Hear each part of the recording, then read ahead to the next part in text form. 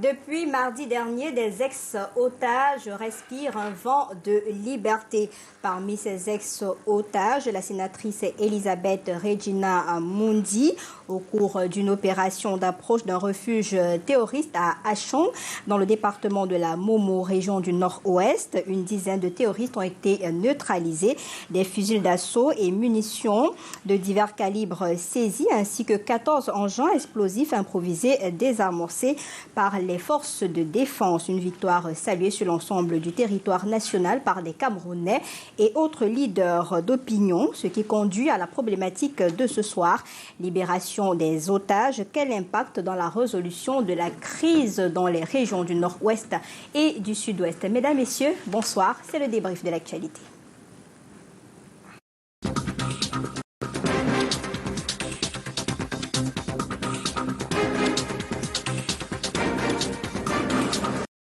Moi, j'ai l'habitude de l'appeler mon grand frère dans ce métier parce qu'il nous tient la main depuis pas mal de temps. Il nous accompagne au quotidien. Il est journaliste spécialisé en questions politiques, syndicaliste également puisqu'il appartient au syndicat national des journalistes du Cameroun.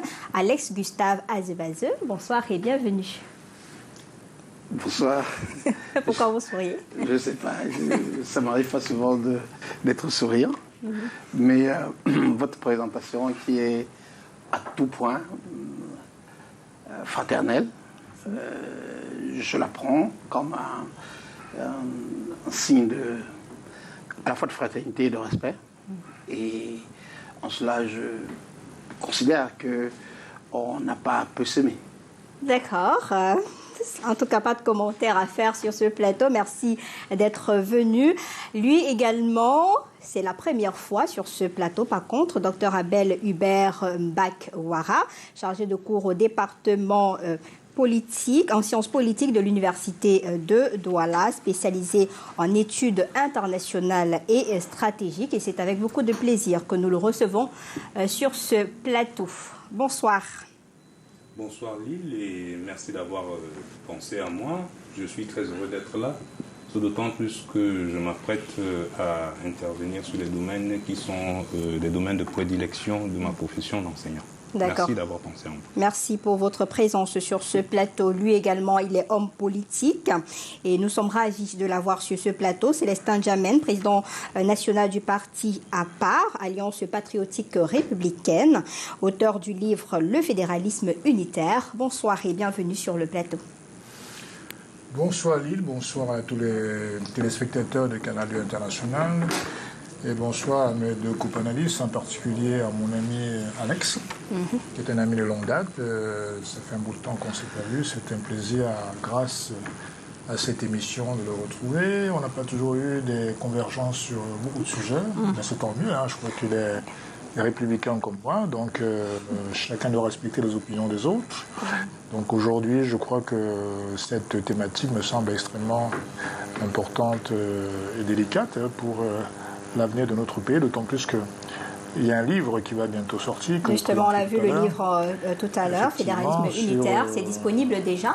Non, je crois qu'à partir du mi-juin, vers le 15 juin, ce mois-ci, donc, ça devrait paraître. Il y a quelques béquilles en termes de présentation et de couverture qui doivent être affinées.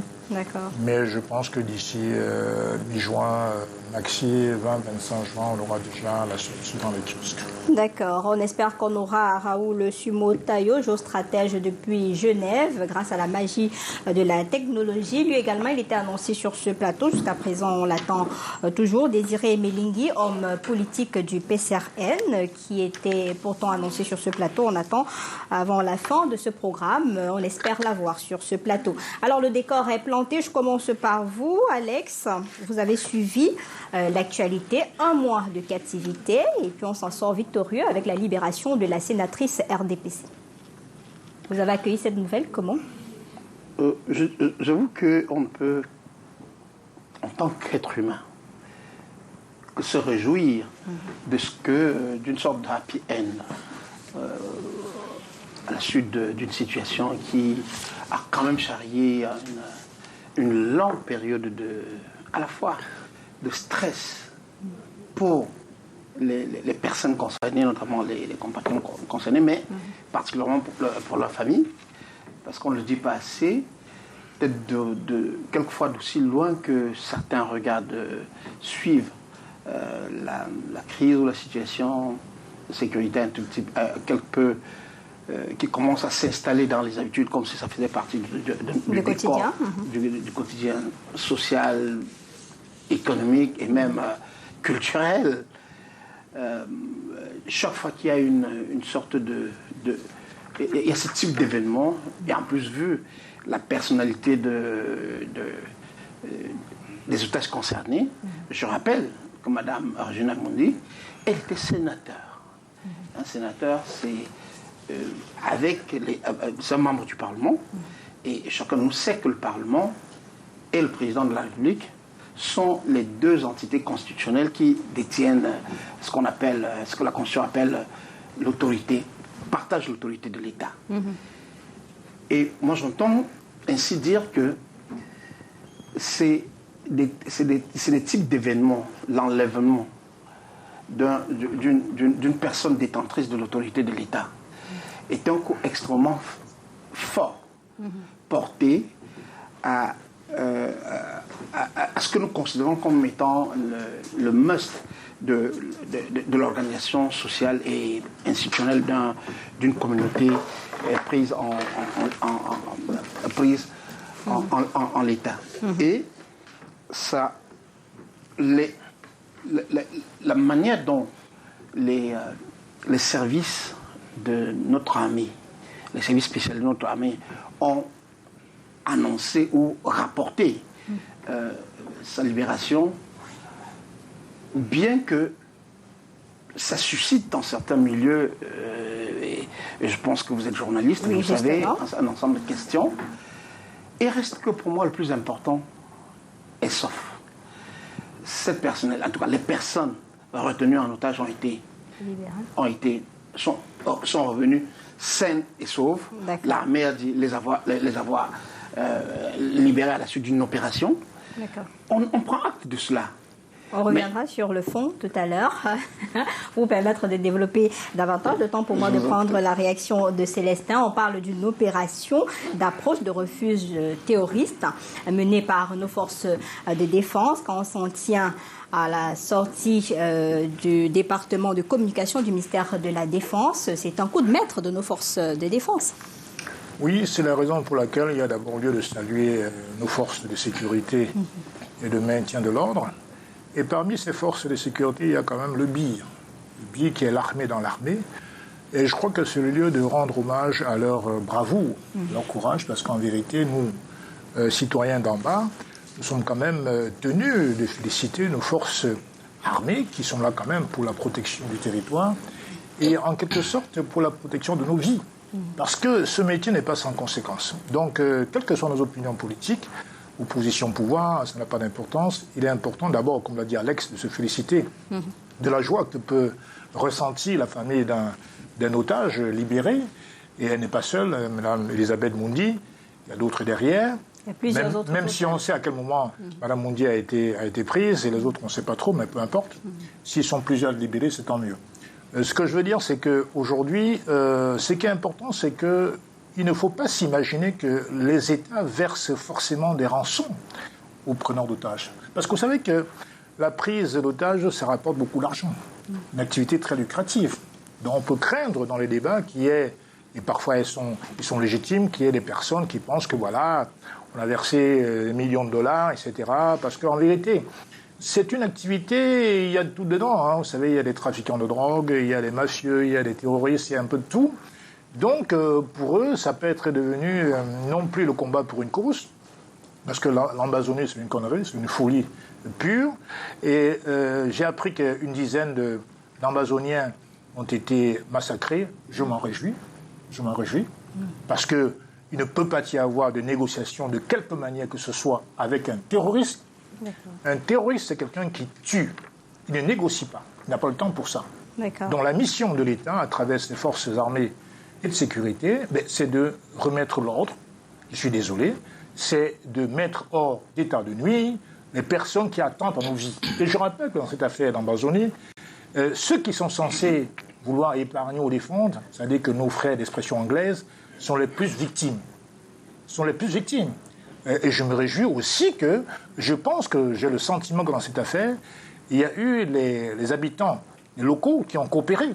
D'accord. Si ce n'est pas le cas, il faut qu'on essaie de réhabiliter, comme ça a eu du succès dans l'extrême nord, les comités de vigilance. D'accord. Il y a eu justement dans la sortie dans cette affaire, on a parlé d'une parfaite collaboration entre les populations et les forces de défense. Alors Albert, je reviens vers vous. Lorsque la sénatrice a été kidnappée, il y a eu deux groupes qui ont revendiqué ce kidnapping. Il y a l'un qui a exigé la rançon, l'autre la libération des prisonniers. Vous qui êtes expert en stratégie, on est curieux de savoir quel est le mode opératoire de libération d'otages dans des cas un peu comme ce qu'on vient de vivre là. Eh bien, je voudrais d'abord vous dire que la question du Nuzo, la gestion de la crise au Nuzo relève de ce que, en géostratégie, on appelle la contre-insurrection. Et dans les cas de contre-insurrection, le centre de gravité est constitué par la population. Ce qui veut dire que dans un engagement opérationnel de contre-insurrection, le plus important, ce n'est pas d'éliminer le plus grand nombre d'insurgés possible, mais le plus important, c'est de gagner la confiance de la population. Le maréchal de Lyautey, faisant référence à ce genre de procédé, disait qu'il faut gagner les cœurs et les esprits. Donc, les insurgés se retrouvent dans une posture qui est telle que l'engagement frontal avec les forces de défense et de sécurité n'ayant pas été toujours à leur faveur, ils se replient peut-être maladroitement sur cette population qu'ils font souffrir d'une façon ou d'une autre. Et je pense que l'intervention donc, de nos forces de défense et de sécurité participe donc de cette visée-là à rétablir une certaine confiance, une certaine légitimité entre l'armée et la population, et en même temps contribue donc à décrédibiliser davantage ces insurgés-là. D'accord. Alors, finalement, Désiré Milingui est là sur ce plateau en politique du PCRM. Bonsoir et bienvenue. Oui, bonsoir Lille, bonsoir à mes companélistes, surtout bonsoir à nos téléspectateurs, et je m'excuse déjà pour le retard. D'accord, ça va. Je vous prends directement à chaud. Les premières déclarations de la sénatrice, ce que j'ai vu pendant ce mois n'est pas quelque chose à évoquer ici. Le Cameroun, la région est en guerre. Ce n'est pas facile pour les militaires sur le terrain. C'est quand même profond, non, cette déclaration de la sénatrice? Oui, justement, c'est profond. Et puis, il faut déjà qu'on sache une chose, c'est qu'une femme de cet âge-là, 79 ans, qui a été prise en otage, et si elle en ressort vivante, ça veut dire qu'elle a beaucoup de chance. C'est-à-dire qu'elle a beaucoup de chance, puis, parce que nous savons tous qu'à cet âge-là, il y a le cœur, puis parfois ne tient plus trop.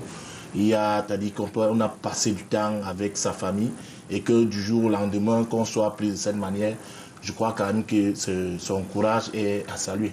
Mais maintenant, ce qu'il faudrait dire, dans le fond, le Cameroun est en guerre, ça nous le savons déjà. Nous le savons depuis, mais maintenant, moi, ce que nous devons retenir de cette situation, c'est déjà le fait qu'elle ait été libérée. Et il me semble qu'elle n'a pas été libérée seule.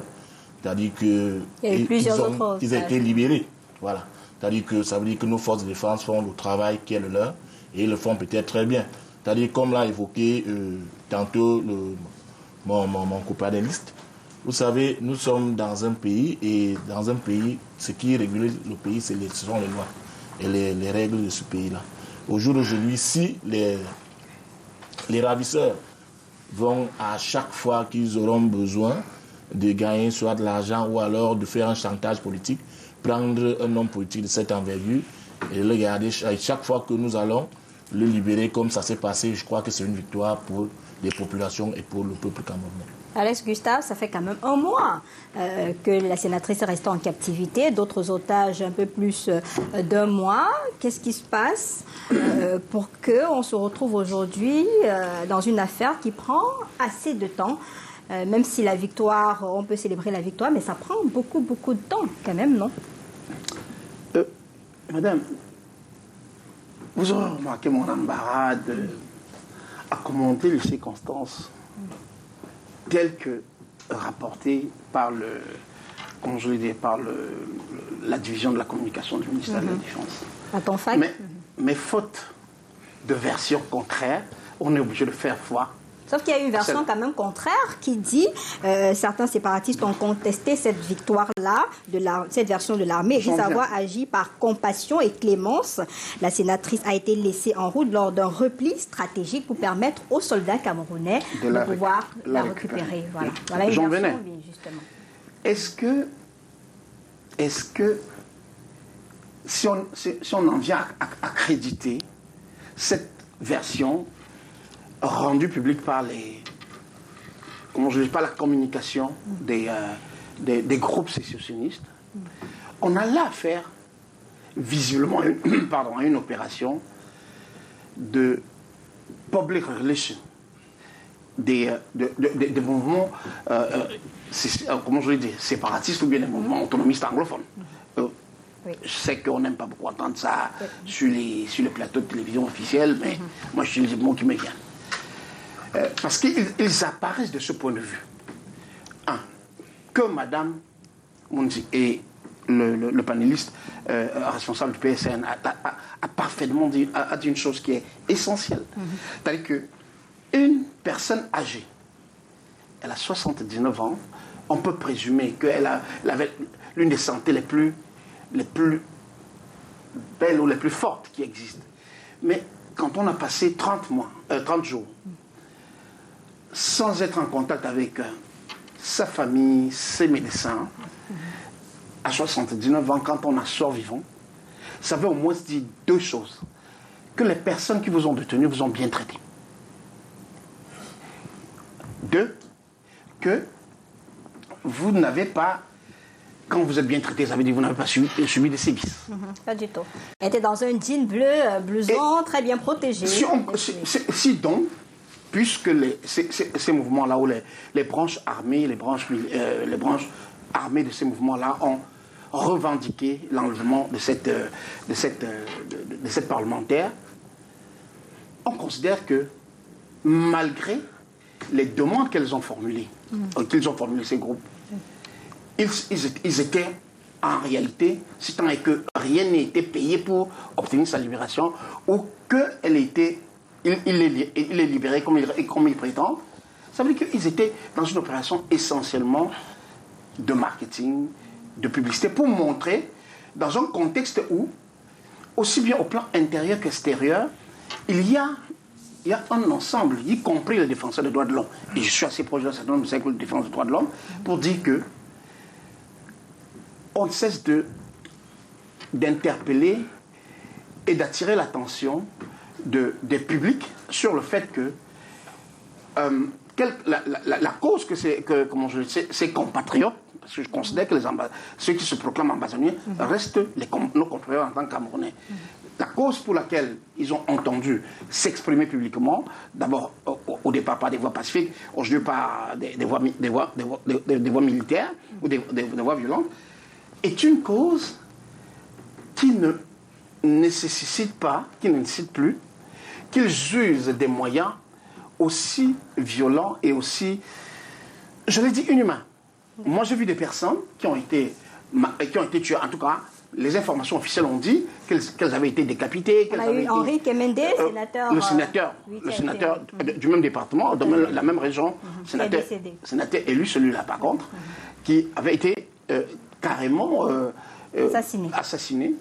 Je pense que l'opération récente, quel que soit le bout par lequel on le prend, malheureusement, donne une image beaucoup plus humaniste ou positive de ces groupes armés.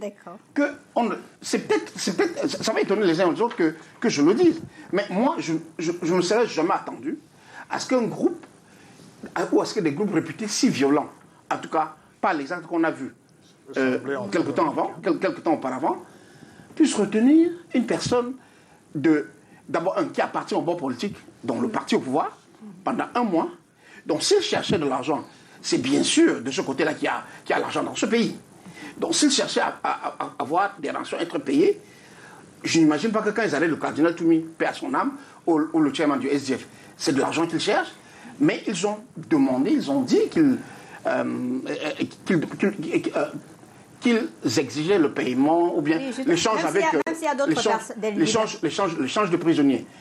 Même s'il y a aussi une autre version qui parle quand même de l'existence d'une ration, même si ce n'est pas une version... De toutes les façons, aucune version officielle ne le dit. Voilà, mais dans l'un ou l'autre cas, la version officielle publique, c'est-à-dire de l'État du Cameroun, dit qu'il s'agit d'une opération de l'armée camerounaise, donc que nous avons travaillé, quand je dis nous, je parle des forces régulières de l'État du Cameroun, ont fait leur job et on en est sorti sans aucun dommage du côté gouvernemental. Cela, franchement, moi je pense que c'est très beau. D'accord. Alors, Albel, peut-être la raison du fait de cet humanisme dont parle Alex, c'est le fait que ce soit des enfants, parce que la sénatrice a été reçue aujourd'hui par le Premier ministre chef du gouvernement. Elle a évoqué que ce sont des petits-enfants, des jeunes. Elle ne comprend pas comment des jeunes puissent se retrouver dans des situations pareilles et lourdement armés. Peut-être ça peut justifier le fait qu'elle soit là avec ses enfants, une maman de 79 ans, et qu'on puisse la libérer sans toute forme d'enjeu derrière. Eh bien, je pense que, comme Alex l'a dit, ces événements que l'on parle de l'enlèvement ou de la libération de la sénatrice Mundi sont des éléments qui sont porteurs d'une très forte charge symbolique. Le fait que cette parlementaire ait été enlevée, vous savez, les parlementaires sont des représentants du peuple. Le fait qu'elle ait été enlevée, qu'elle ait été détenue pendant 1 mois et qu'elle ait été libérée. On lui a même demandé dans une vidéo de sortir, enfin de démissionner de ses fonctions de sénatrice. La vidéo a circulé sur les réseaux sociaux. Dans un texte qu'on lui demandait de lire. Oui, justement. Contre sa volonté. Contre sa volonté, bien évidemment. Alors, tout cela est quand même porteur d'une charge symbolique certaine. C'est-à-dire qu'on a là les symboles de l'État, de la nation, qui ont été, je ne sais pas si je peux dire, foulés aux pieds. Et on a une action qui avait pour objectif de rétablir l'ordre et de rétablir la quiétude. Bon, je pense que dans ce genre d'action et dans ce genre d'entreprise, il y a toujours, à côté des actions, ce qu'on appelle l'infowar, la guerre de représentation. Chaque acteur, chaque unité qui s'engage dans un engagement opérationnel a toujours tendance à légitimer ses actions, à légitimer les activités et ses prétentions. Et cela peut se faire avant, par les revendications qui ont été celles de ces sécessionnistes, comme cela peut se faire après coup, en voulant démontrer que, d'une façon ou d'une autre, les actes que nous avons posés sont ceux qui, au plan de la morale, sont les plus acceptables et les plus beaux. Donc, on se retrouve, lorsque je prête attention à ces deux versions, on se retrouve exactement dans une activité, dans une guerre de représentation. Après l'opérationnel, sur le terrain, on se retrouve dans une guerre de représentation et chacun veut, d'une façon ou d'une autre, trouver, je ne sais pas si je peux dire la bonne excuse, mais en tout cas la meilleure interprétation possible pour le déroulé de ces événements-là. D'accord.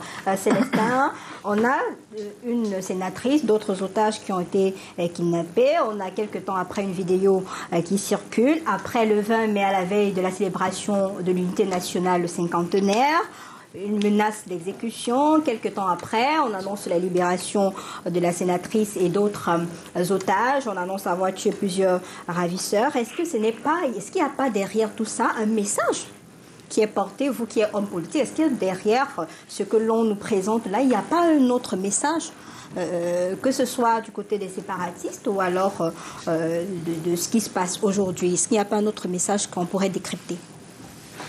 Vous qui êtes homme politique. Je pense que d'une part, des deux côtés, des deux camps, il y a le camp de la défense du territoire et de ceux qui veulent à tout prix maintenir la paix des Camerounais. C'est le camp de nos forces armées. Encore une fois, dont il faut saluer le courage et le professionnalisme. L'autre camp, c'est le camp des ennemis du Cameroun. Même si Ils n'ont d'autre passeport que camerounais. Ils se prétendent néanmoins ambazouniens, un État imaginaire dans leur esprit. Il faut dire que d'un côté, ils défendent apparemment une cause, qui est celle du séparatisme. Ils considèrent que les Camerounais sont des occupants chez eux.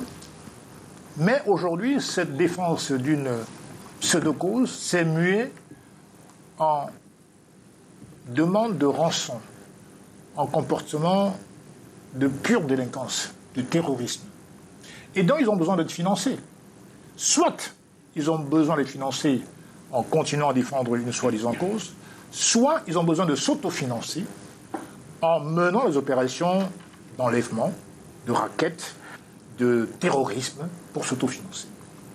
Je pense que quand on veut parler d'humanisme des terroristes, c'est un peu comme si on parlait de la violence des moines bouddhistes. Je dis, il renvoie. Faites attention, ne me prêtez pas. Dans ma conception, non, dans ma conception, on ne peut pas parler de l'humanisme. On se connaît suffisamment d'assassin. Parce que pour moi, oui, non, tu peux pas me reprendre. Je n'ai pas mis en cause. J'ai dit que je suis en train de dire que. C'est pas de la non. J'ai dit que on parle d'un éventuel humanisme. On parle de public relation. C'est-à-dire qu'en fait, les gens, ils veulent donner une certaine image. On sait que, à la base, c'est des gens qui mènent une action criminelle.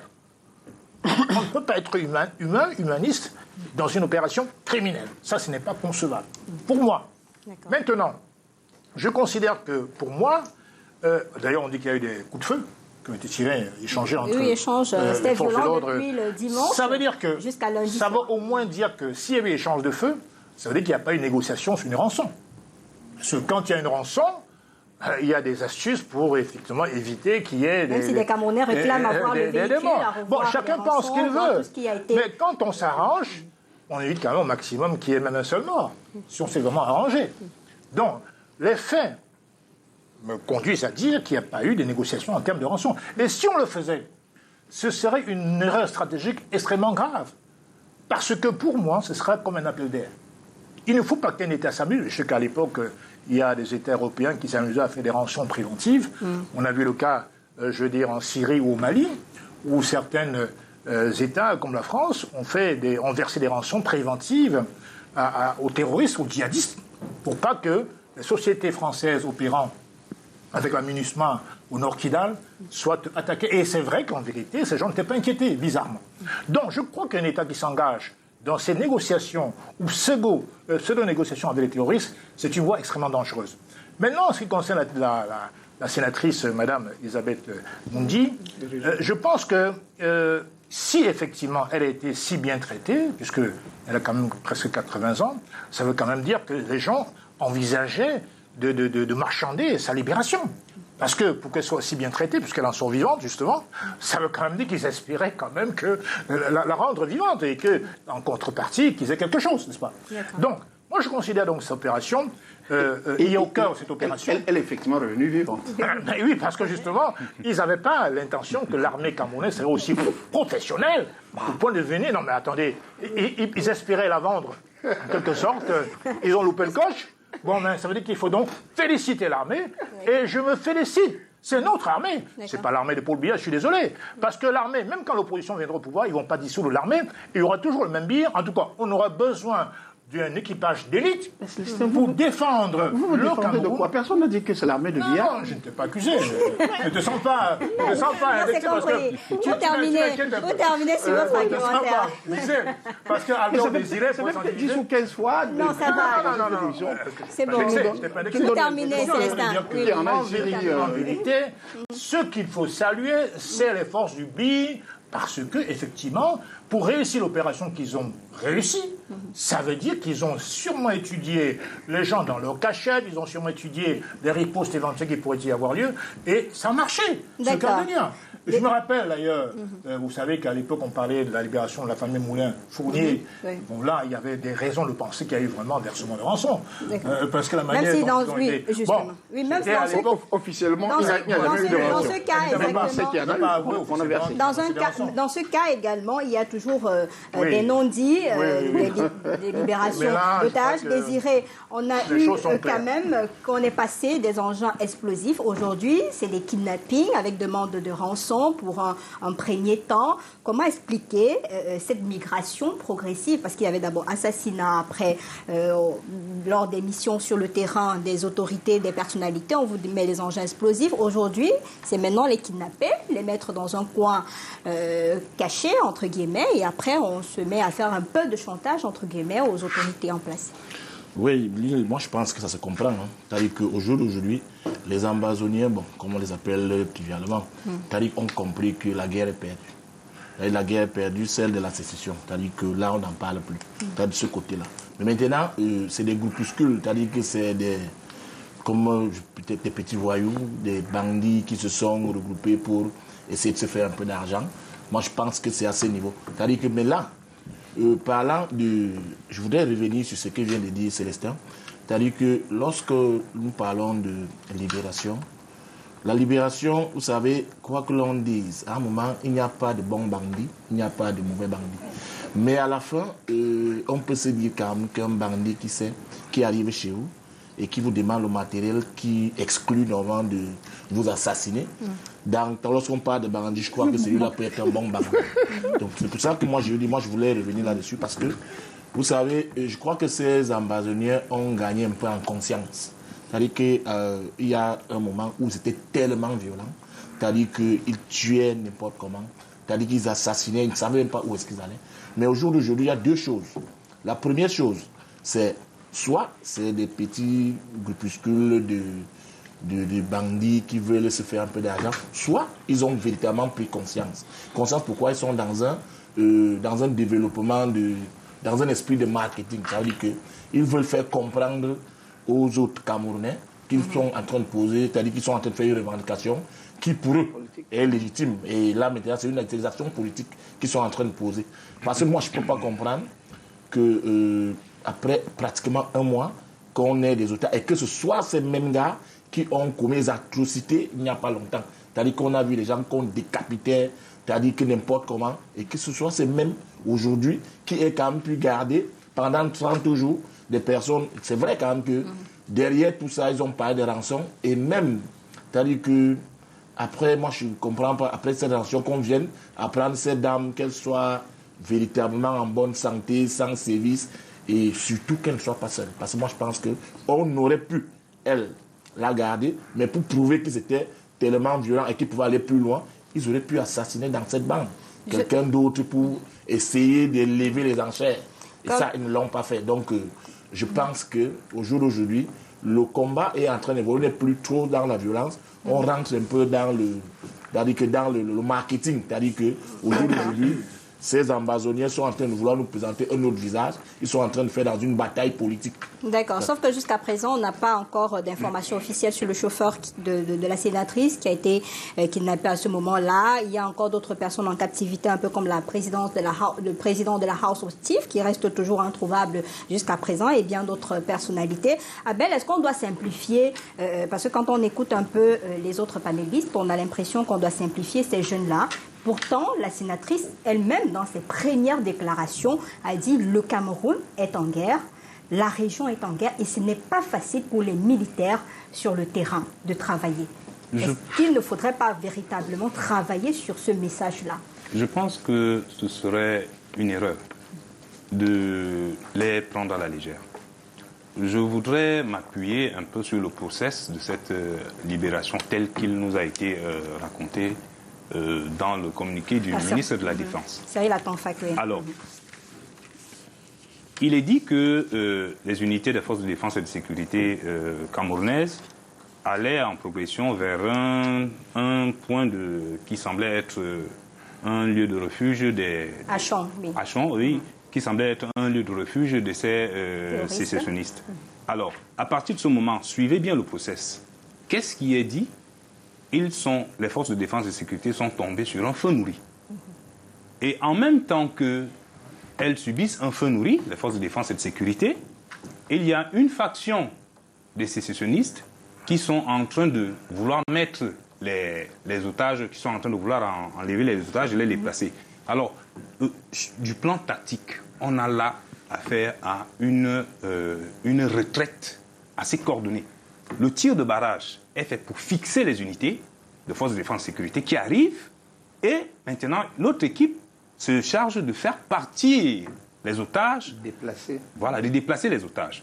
Alors, je pense que, et je vais peut-être rejoindre Célestin, sur ce point, je pense qu'il faut quand même lever le chapeau aux forces de défense et de sécurité camerounaises qui ont fait preuve d'une très bonne maîtrise de la force et de la violence. Vous savez que dans ce genre d'opération, la réversibilité, c'est-à-dire la capacité à passer d'une action amicale à un combat de très forte intensité, est une qualité essentielle. Il faut être en mesure, en même temps, de pouvoir arrêter le feu, maîtriser le feu, mais en même temps, et si le besoin est de pouvoir produire un feu qui soit de très forte intensité. Surtout que l'information qu'on a eue ce jour de la libération où la sénatrice a été présentée, c'est qu'il y a eu également l'embuscade qui a été créée à la dernière minute lors de la remettre sur Bamenda. Il a fallu de procéder par l'hélicoptère pour pouvoir la déposer à Bafouta avec les autres otages, pour déjouer les plans de ces séparatistes-là sur le terrain. Vous voyez donc que vous avez affaire à des jeunes, si ce sont des jeunes, mais vous avez affaire à des jeunes qui pratiquent quand même une manœuvre qui est assez rationnelle. Ils n'évoluent pas en désordre. Donc, et pour pouvoir contrer ce genre d'activité, ce genre de procédé, je pense qu'il n'y a rien d'autre que le professionnalisme et la maîtrise des forces de défense et de sécurité qui sont engagées, qui n'ont pas perdu leur sang-froid face à ces tirs nourris et qui ont trouvé l'occasion d'apporter une réplique équivalente à ce feu. Le fait, je voudrais continuer dans ce sens, le fait que nous ayons 10 terroristes qui soient sur le carreau, je pense que cela aussi nous amène à comprendre qu'effectivement, il ne s'agissait pas seulement d'une balade de santé. Pour décrédibiliser un peu, Alex m'en excusera, pour décrédibiliser un peu sa version. Parce que des gens qui veulent libérer une sénatrice parce qu'elle est un peu trop âgée, elle est un peu trop fatiguée, et qui en viennent dans ce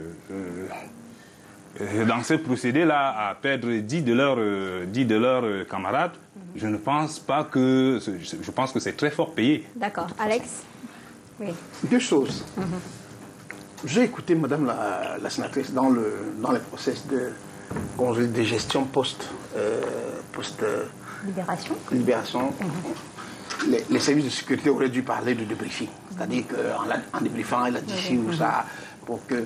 Ce que je retiens, et ça c'est dans une interview publique, ce n'est pas un élément des forces de défense de sécurité qui l'a dit. Et vous avez bien fait de le rappeler. Elle dit, autant elle parle des jeunes, et l'expérience de la couverture que j'ai de cette crise, en tout cas de l'essentiel des choses que j'ai, les groupes les plus violents sur le terrain, c'est les plus jeunes. Donc je considère, et je reste sur ma position en disant, si elle-même elle dit qu'elle était gardée par en tout cas elle était retenue en otage par donc ses geôliers, ses gardiens, je ne sais même pas quel thème, en tout cas ses ravisseurs. Ses ravisseurs étaient de très jeunes gens. Elle a précisé des enfants. Des enfants. Ça veut dire une chose, que le mouvement, contrairement à ce que j'ai entendu M. Melingui dire, le mouvement doit être hiérarchiquement suffisamment tenu pour que ces jeunes gens-là n'aient pas commis de bavure, n'aient pas commis de crimes à un certain niveau.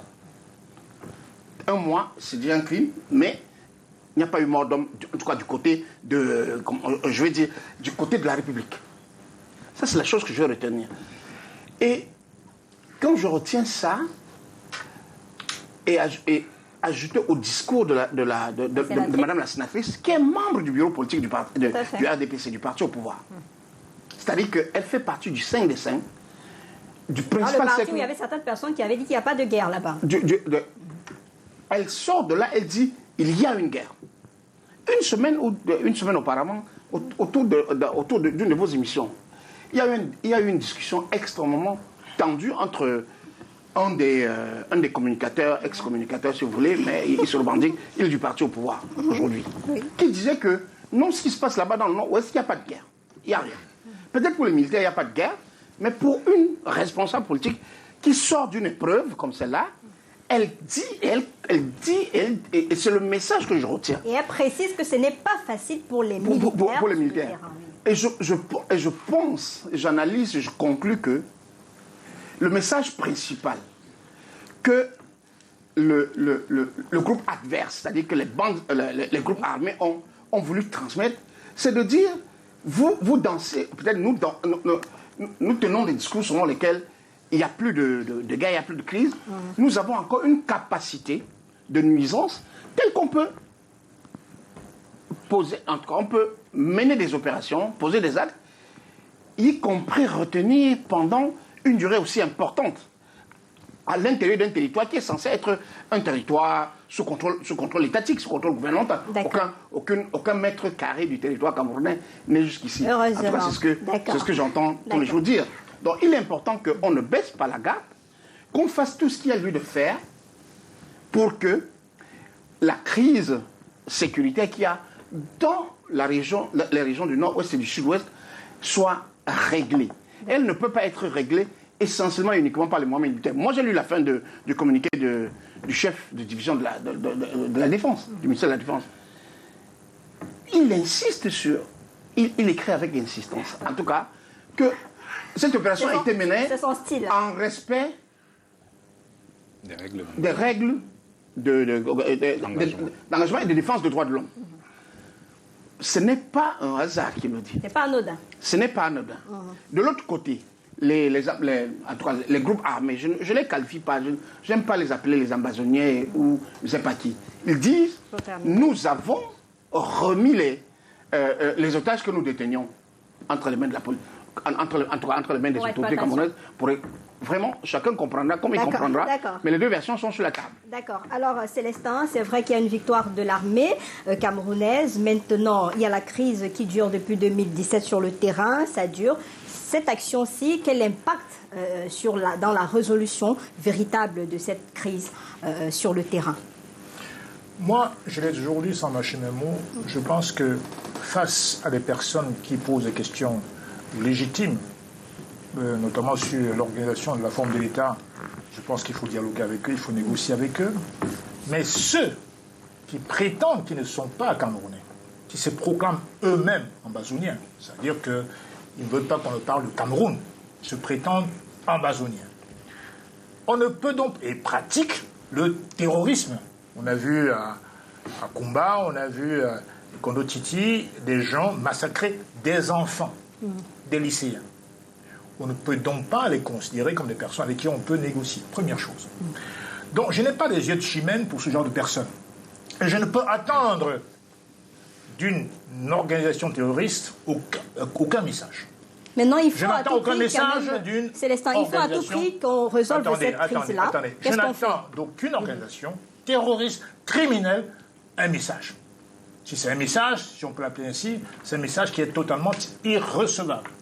Les gens qui posent sur la table un esprit de frustration, ils veulent faire avancer la forme de l'État, je suis d'accord. On a vu par exemple à Bourbala, c'est des gens extrêmement estimables avec qui on peut débattre et discuter. Ils ne sont pas dans le séparatisme, ils ne sont pas dans la division, ils ne sont pas dans le sécessionnisme. Ils sont dans l'évolution de la forme de l'État. Nous sommes tout à fait d'accord, il faut négocier, dialoguer absolument avec eux. Même si en face, on vous a dit, c'est clair, hein, il n'y a pas de débat sur la forme de l'État, on est dans la décentralisation. Oui, moi je suis fédéraliste, c'est-à-dire que moi je pense que, puisque la décentralisation a échoué, parce que l'État central ne veut pas lâcher du lest, il ne veut pas que les principes des lois d'orientation soient vraiment implémentés, c'est-à-dire qu'en fait, les maires et les conseils régionaux n'ont pas les pouvoirs que leur attribue la Constitution sur le terrain. Je pense donc que pour régler cette affaire, il faut aller vers un fédéralisme non ethnique, pas comme ceux que prônent certaines personnes qui s'amusent, n'est-ce pas? Fédéralisme communautaire. Oui, oui. Communautaire et unitaire. Hein. On aura l'occasion peut-être à Rodi Tonguer de vous faire un jet sur ce sujet. Oui, allez-y. Alors, c'est pour dire que, pour moi, si Mme Moundi considèrent que c'est des enfants, bon, à 80 ans, on peut appeler un gars de 25 ans un enfant. Pourquoi pas? Je peux considérer qu'elle a dit ça par rapport à elle-même. Donc, je suis en train de dire qu'il n'y a pas de jeunesse dans la guerre. Dans la guerre, qu'on soit officier de réserve, qu'on soit jeune, qu'on ait 17-18 ans, on est un guerrier, on est là pour défendre, soi-disant, sa cause, pour les ambassades. Donc, moi, je pense qu'à ce niveau-là, il n'y a pas de débat. Maintenant, je pense que si les gens veulent faire un public relation, veulent s'engager en politique, mais ils n'ont qu'à faire comme la Corse. Les Corses ont créé un parti qu'on appelle le Front de Libération Nationale Corse, FLNC.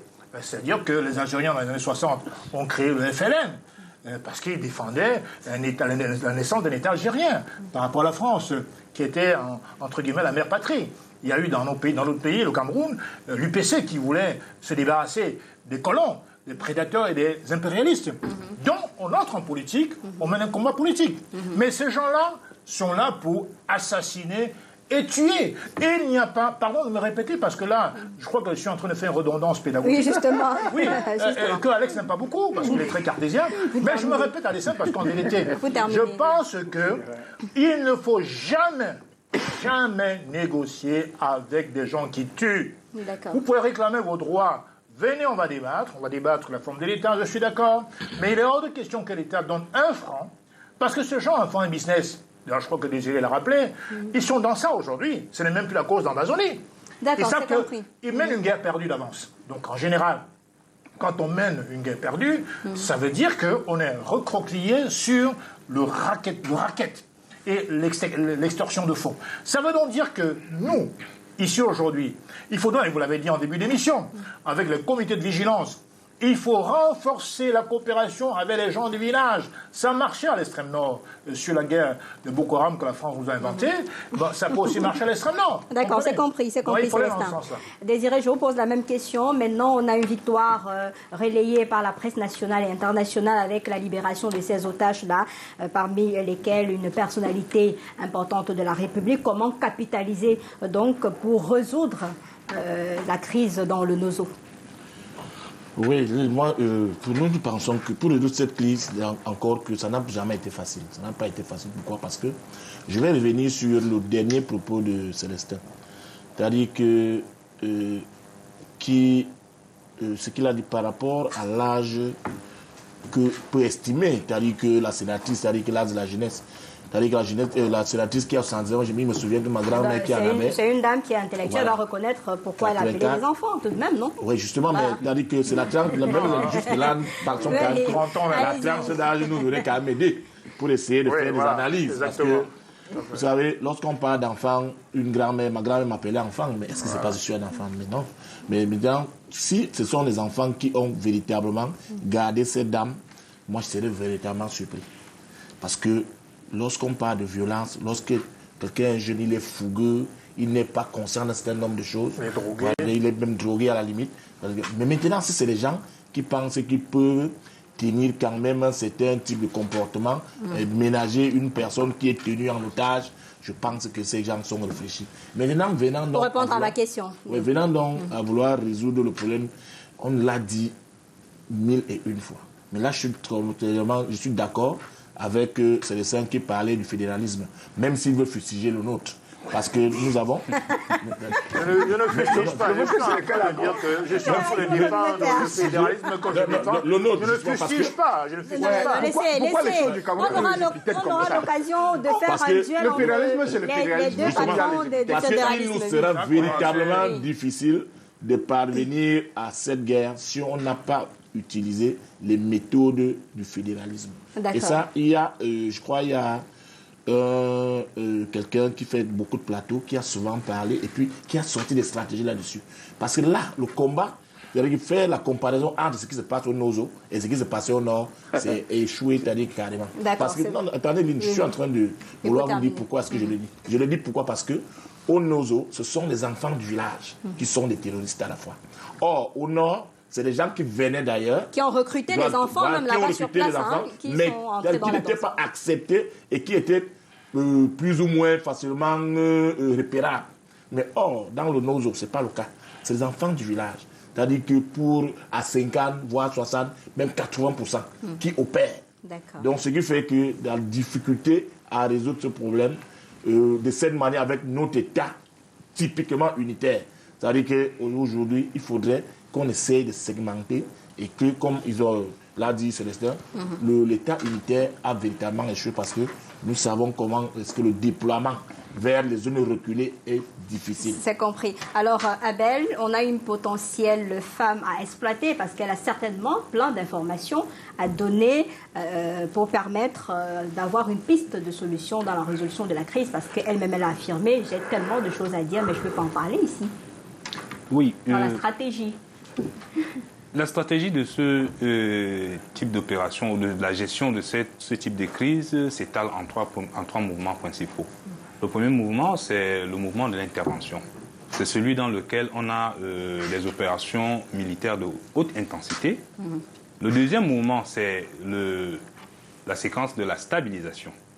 À partir de ce moment, on a des opérations militaires, mais on a aussi une composante civile, des actions civilo-militaires telles qu'on le voit. Tout cela pour essayer de recréer un semblant de contrat social. Et dans la dernière phase, qui est la normalisation, eh bien c'est le politique qui prend le pas sur le militaire. Les militaires restent là, certes, mais c'est beaucoup plus le politique qui devrait être en première ligne, justement pour recréer le contrat social à travers le dialogue, à travers la communication, à travers l'entente. Parfois à travers de nouveaux arrangements politiques. Pourquoi les Camerounais Bien entendu. Je pense que pour ce qui est de la libération de la sénatrice, nous nous retrouvons exactement dans la deuxième phase du continuum des opérations, qui est une phase de stabilisation. Et cette deuxième phase devrait objectivement ouvrir l'opportunité de nous retrouver dans la troisième phase, celle du dialogue, du débat et de la conclusion, si on peut dire ainsi. Je ne vais pas dire résolution, mais conclusion quand même de ces différents. Et je pense qu'à ce titre, elle est un atout. Elle est parlementaire, donc représentante du peuple. Et la session est convoquée, donc elle aura certainement des choses à dire. Représentante du peuple et que Célestin le veuille ou non, représentante aussi de ces Camerounais. Sauf qu'elle est sénatrice, elle vient de cette partie du pays aussi. On ne peut pas l'ignorer. Elle représente la région du Nord. C'est une élite quand même. Elle représente la région du Nord-Ouest. C'est une élite du coin. Célestin, qu'est-ce qui vous arrive? Elle est sénatrice du Nord-Ouest. Elle n'est pas représentante du peuple au sens. C'est une élite. Les élites portent également la voix. Elle représente le territoire du Nord-Ouest. Célestin, ne représente pas les représentante des régions. Toujours est-il que je pense... Très précis en droit constitutionnel, il y a représentant du peuple et représentant des régions. C'est pas la même chose. Je pense que On va pas refaire le débat. Je pense que de son statut de parlementaire, Élite même de la région. Élite de la région, Oui. représentant de la région. Si Célestin insiste, je pense que ces jeunes ambassadeurs sont aussi des ressortissants de cette région. Donc je pense qu'elle pourrait être un très bon interlocuteur et elle pourrait être l'occasion vraiment de nouer un dialogue qui puisse permettre qu'on trouve une solution à cette crise. Merci. Alex, votre dernière sortie sur la question? Ma conviction, c'est que le retour vivant de cette elders, parce qu'elles font partie de ce qui devrait être considéré comme étant les sages, dans le giron du pouvoir au moins, à défaut de tout le Cameroun. Elle est du parti au pouvoir, elle est du bureau politique. Et si on n'écoute pas des gens comme celle-là dans le parti au pouvoir, c'est que nous sommes perdus. Elle ne peut pas sortir d'une affaire comme celle-là. On pense qu'on va faire comme business as usual. Il faut l'écouter. Il faut travailler avec... non pas qu'elle sera celle qui décidera de ce qui va se faire. Parce que les institutions qui ont à faire... il y a des nouveaux arrangements politiques à faire pour que cette crise-là se termine. On est fatigué de ça. Regardez comment le pays est mal économiquement et socialement. On est déchiré. Peut-être que ça semble ne pas...